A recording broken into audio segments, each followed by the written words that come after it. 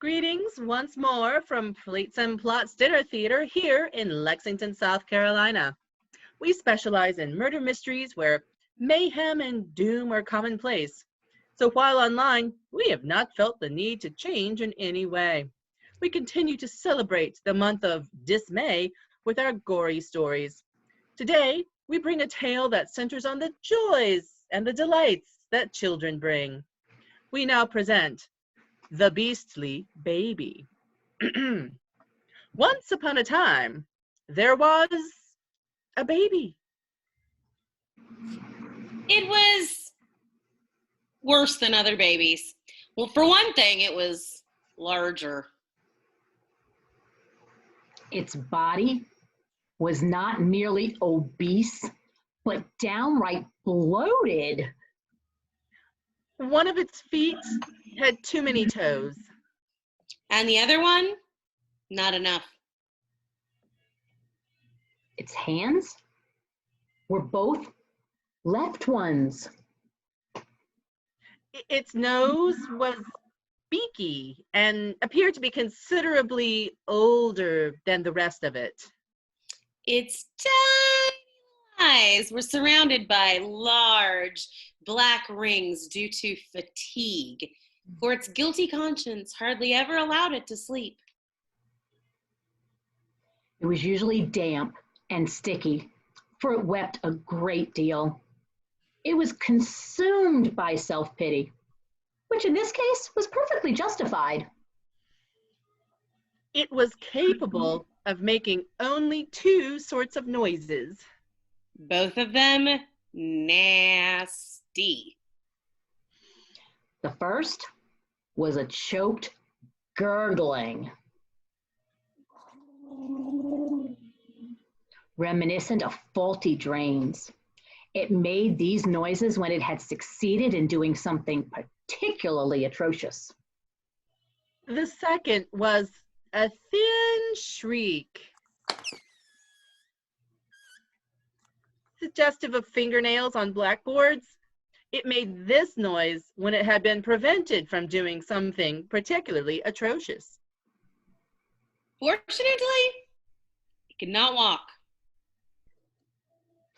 It had never been given a name since no one cared to talk about it. When it was absolutely necessary to do so, it was referred to as the beastly baby. Dangerous objects were left about in the hope that it would do itself an injury. Preferably fatal. But it never did. And instead, it hacked up the carpets with knives. Or burned enormous holes in the upholstery with acid. Or shot bric-a-brac off the tables. A day in the broiling sun had no other effect than to turn it into a horrid purple. When it was taken bathing, it always floated back to the shore, festooned with slimy green seaweeds. In public places, some officious person was certain to point out that it was in danger of being left behind.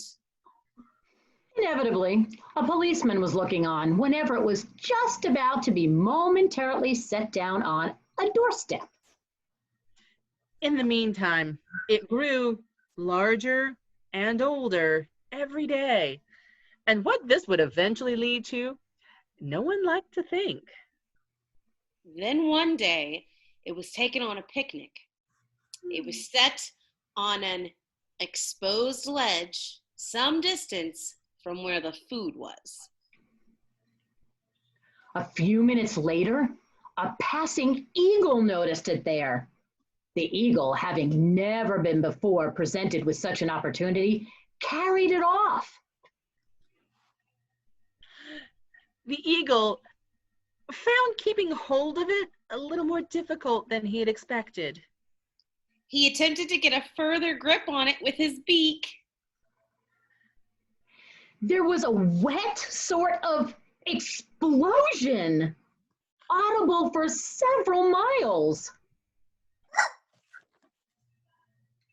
And that, thank heavens, was the end of the beastly baby. Thank you. We really hope you enjoyed that delicious tale of the beastly baby and that you didn't get any on you. And we really hope that you've enjoyed all of our dark stories this Hallow Spring while we celebrate the month of dismay. Please consider supporting our little theater at the PayPal link. We're still Plates and Plots Dinner Theater. I'm Heather. I'm Jen. I'm Maria. And I'm Tracy. And we hope to see you again next week, unless an opportunistic eagle has carried you away.